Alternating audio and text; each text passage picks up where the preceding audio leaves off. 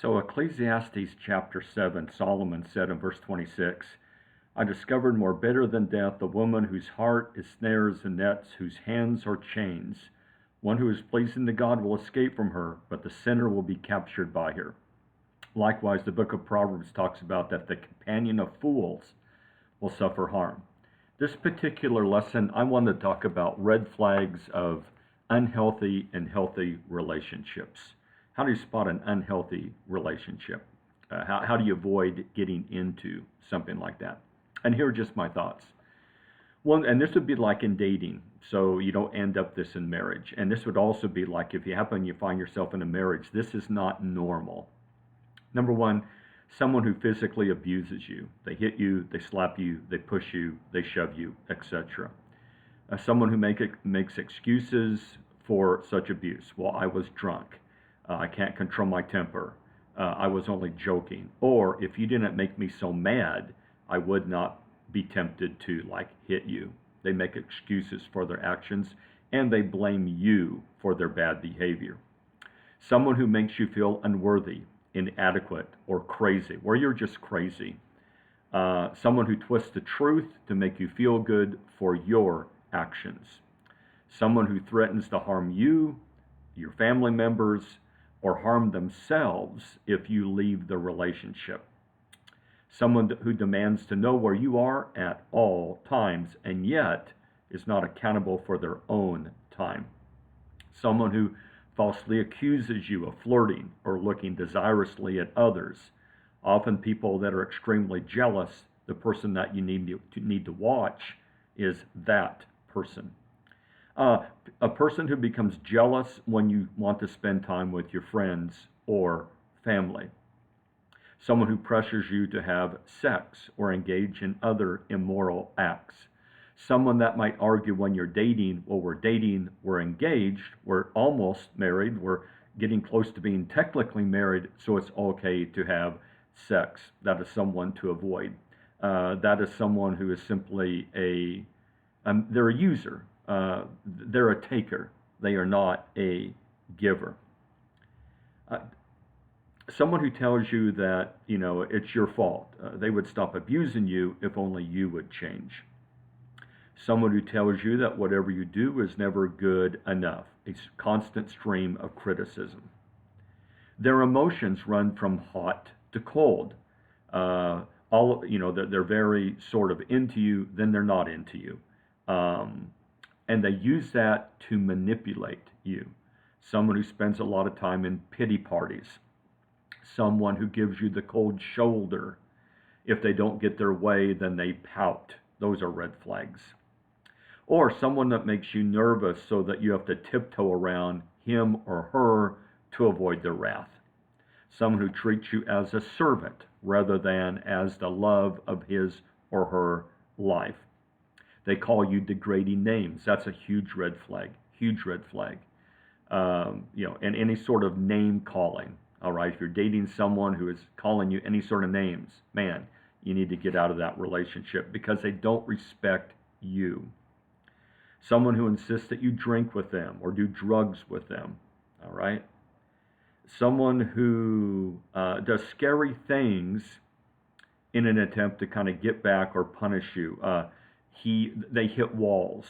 They drive dangerously and erratically when in the car. They're there and they try to keep you off balance and keep you on edge. You didn't go to my favorite place to eat. You didn't do this for me, so I'm going to make you really, really scared and nervous right now.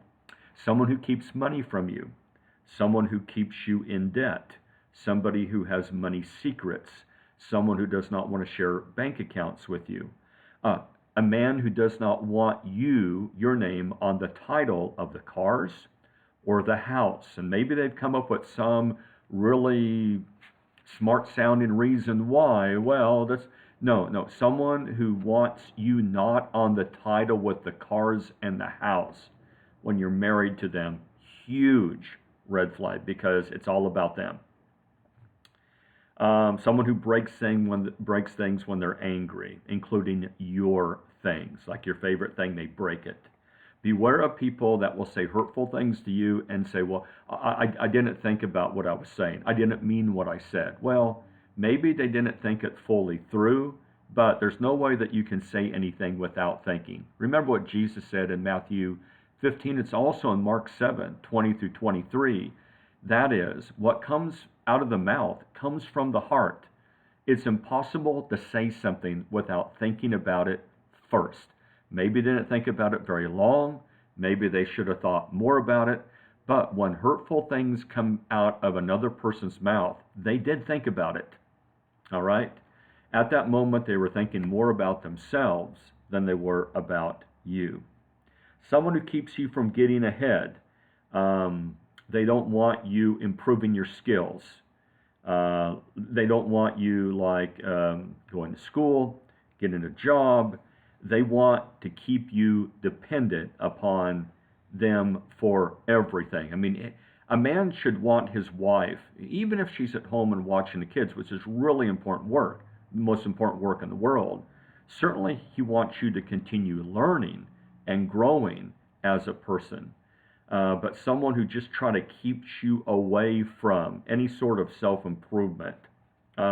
I mean, as a man, you want your wife to be okay if something happens to you. Okay, so you share with her. Here's all the passwords to my computer. Here's where all the money is.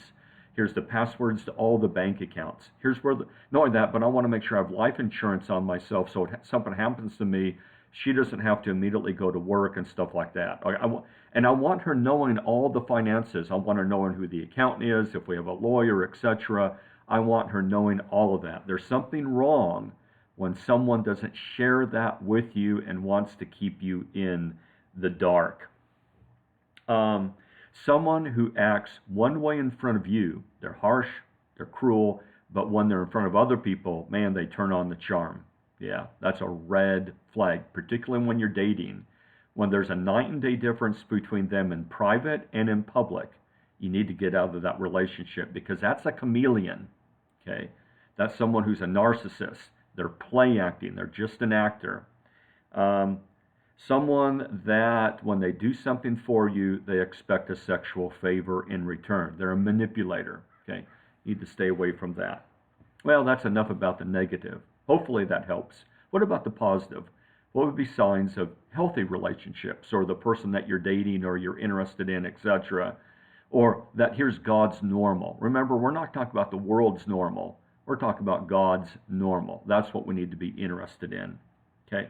Number one, they honor and respect you in their deeds and words. They treat you with honor and respect. 1 Peter 3:7. They treat you as one of the most important individuals in their life besides God. And so their words are honoring. Their words are respectful. Their deeds are respectful. They honor you in what they say and how they treat you. Number two, they seek to understand your needs. They listen to you carefully. There's eye contact. When you're talking to them, they look at you in the eye, and they're not just thinking of a response or an argument in return. They are joyful to be with you. Ecclesiastes 9:9. Live joyfully with the woman whom you love all the days of your fleeting life.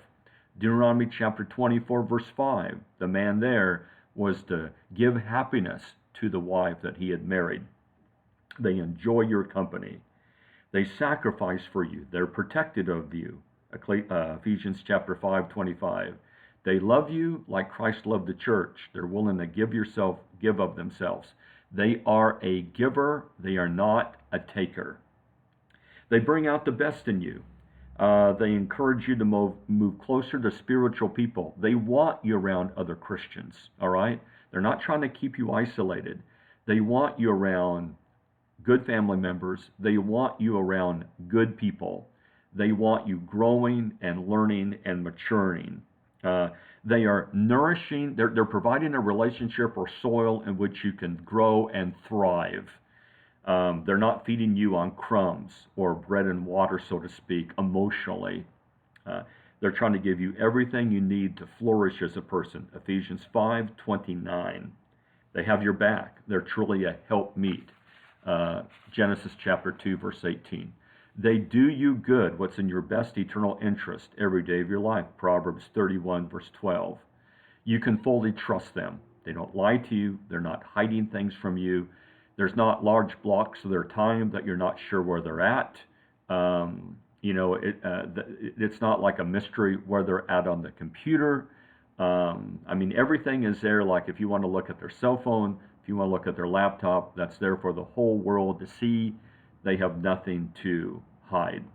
They don't have this mysterious life outside of their relationship with you. They value the truth, especially the truth about their own shortcomings. They're very honest about, they can talk about, like, here's where I fall short and here's what I need to work on. They don't constantly turn it back on you like, well, you're not perfect yourself and stuff like that. They are not suspicious. 1 Corinthians 13, verse 7. Yeah, they are not suspicious. They believe all things. They're not naive, but with no evidence to the contrary, they trust you. They believe you. They acknowledge responsibility for themselves. They don't want you to excuse them. They won't. An healthy relationship where someone wants you to lie for them. Like if they're not really sick on a Sunday morning and they're not at services, but they say, well, tell people there I was sick or not feeling well. Well, I'm not going to do that. You're not sick. Okay. They don't want you to lie or cover for them. That's unhealthy relationships. Together, you search for win-win solutions.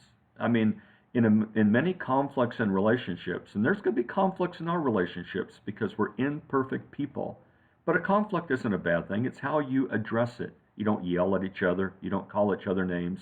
You don't belittle each other. You don't have a scorched earth policy in your relationship. You don't try to win at all costs. The idea is that if you have a conflict, you want to create a solution where you both win. You both get some of what you want, and particularly God wins in the larger scenario. You both continue to act like Christians. They fairly share the workload. They don't come home and just lying on the couch. All right, they share the workload. One of you is not doing all the work in the relationship. They can disagree with you without being disagreeable, without having a chip on their shoulder. They can disagree without being argumentative. And no threats, no name calling. They give you genuine compliments without expecting anything in return. They help without keeping score. They're not keeping score of what they're doing in a relationship. They encourage your success in those things that are meaningful and important to you. They're trying to help some of your dreams come true. They're trying to make some of those things come true, and they're trying to help you make it to heaven. They do not ridicule your dreams or your goals. And they love God more than they love you. And they act like that. And they act like a Christian in private, okay? And they're not trying to isolate you from other Christians. They want you associated with other Christians, all right? And so they're very open about Bible study and Bible study at services and what comments people are saying and etc. They're not trying to keep you in some little isolated bubble or world where you simply believe only what they say, okay? They want you reading other books. They want you reading the Bible. They want you being well-read and knowledgeable and educated. They don't treat you like an underling. They treat you like an equal. Even though the man's the head of the home, what simply means he makes sure everyone has what they need to do to function. That's what the head does. The good boss of any company is not some guy in his office lying on the couch eating bonbons, okay? The good boss is down on the floor making sure that everybody has what they need and everything's running as it should run, okay? The good boss is very concerned about those under him. He wants them to thrive and he wants them to succeed. That's what a good boss does. He's there encouraging and motivating everybody. Does everyone have what they need to succeed in this company? He wants people, moving up the ladder, etc. He doesn't want to keep it all to himself. And that's what truly the head of the house means as a man, is you have the final responsibility for very difficult decisions. You're supposed to get your wife's input and other good advice, but you have the final responsibility for that decision. You got to make the final call. You got to make the hard decisions. It doesn't mean everybody else does the work. It typically means you do a lot more work You have more responsibility. You want input, etc. Because, I mean, you would have not have married her if you didn't think she was smart, right? So you want her input. And so those are just some of the thoughts I had on unhealthy and healthy relationships. I hope it was beneficial for you. Until next time, we'll see you later.